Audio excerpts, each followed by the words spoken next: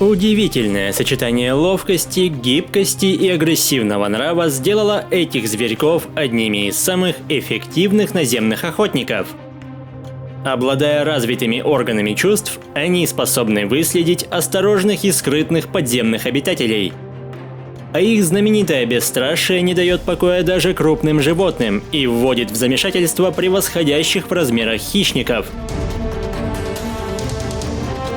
Привет, друзья! Вы на канале «Время с пользой» и герой сегодняшнего выпуска – непревзойденный горностай. В связи с последними событиями рекомендую подписаться на канал в Яндекс.Дзене, ссылка будет в описании. Горностай – маленький, но чрезвычайно подвижный представитель семейства куньих. При длине тела около 25 см масса зверька не превышает и четверти килограмма. Его можно узнать по вытянутому телу на коротких ногах и относительно длинному хвосту с черной кисточкой на конце. Ареал обитания охватывает большую часть Евразии и Северной Америки, включая арктические зоны. Обычно жилище горностая расположено у воды и представляет собой узкую нору, которая может быть заброшенной либо захваченной путем принудительного выселения прежнего хозяина. Как и у ласки, основное меню хищника состоит из грызунов. Но если мелкий родственник специализируется на полевках, то горностай предпочитает хомяков, леммингов или даже крыс, а иногда и более крупных млекопитающих.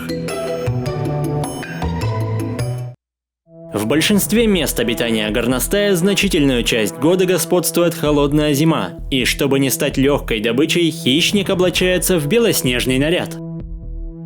Хотя маскировка спасает далеко не от всех лесных обитателей, поэтому куда безопаснее перемещаться под снежным покрывалом. Тем более, здесь тоже есть чем поживиться. В отличие от ласки, горностаю открыт вход далеко не в каждый тоннель, но обладающий отменным обонянием зверек всегда найдет выход из положения.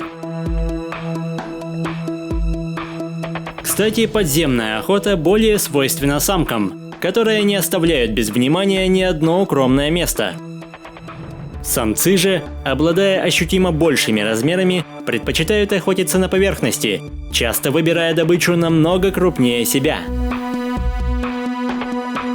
Излюбленной мишенью могут стать даже зайцы и кролики, и если для расправы с мелкими грызунами достаточно одного укуса в шею, то с крупной целью приходится как следует повозиться. Хотя бы для начала ее стоит догнать. Кролики – быстрые и выносливые бегуны, но их тактика с изматыванием охотника малоэффективна, ведь за счет гибкого легкого тела горностай без труда повторяет зигзагообразное движение добычи и при должном везении может настигнуть ее.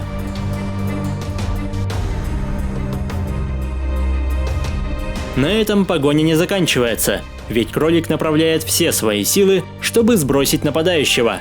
Однако это не так просто.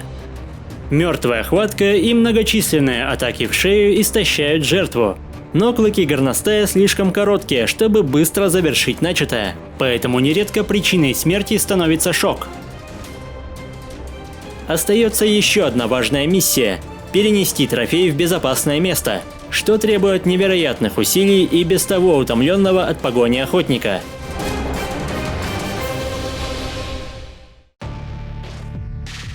Зимой добыча пропитания дается сложнее, поэтому прирожденные одиночки могут даже конкурировать друг с другом за территорию, хотя эти серьезные на вид стычки редко заканчиваются увечьями. Куда опаснее встреча с более крупным хищником. Койоты славятся своей хитростью и ловкостью, но этих качеств явно не хватает, чтобы поймать такого ловкого зверька, который делает ставку на скорость и маневренность, постоянно меняя направление.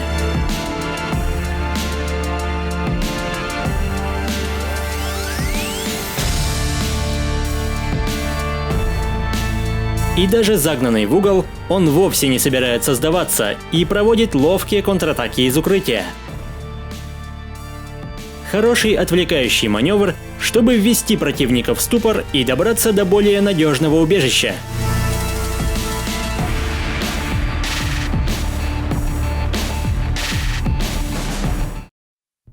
Лиса является одним из главных врагов горностая, а также основным пищевым конкурентом. Главной целью обоих видов являются грызуны, но методы охоты хищников разительно отличаются. Если рыжая охотница делает ставку на скрытность и внезапность, то горностай предпочитает не сдерживать себя. Показывая свой буйный характер, зверек рассчитывает напугать потенциальную добычу, чтобы та в панике покинула свое убежище, и подобная тактика нередко имеет успех.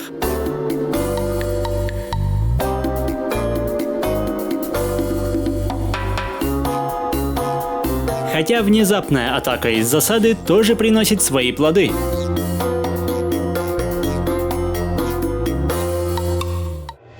Более крупные куньи могут принести горностаю немало проблем.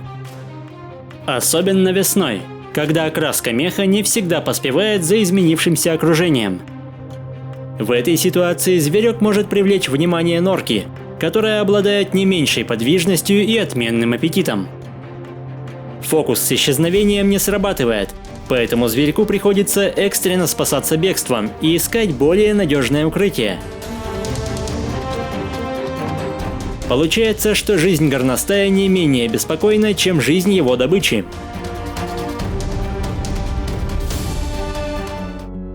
Поздней весной на подстилке из мышиных шкур, меха и травы появляется около 6 детенышей весом всего в 3-4 грамма. В первые недели они целиком зависят от матери, но уже в возрасте 2-3 месяцев догоняют ее в размерах и становятся самостоятельными. Как и у большинства мелких млекопитающих, век горностая очень короток. В природе они редко живут более 2 лет, хотя в неволе могут прожить вплоть до 7. Горностай играет важную роль в регулировании численности грызунов, но иногда он может стать и вредителем, особенно если к этому приложит руку человек.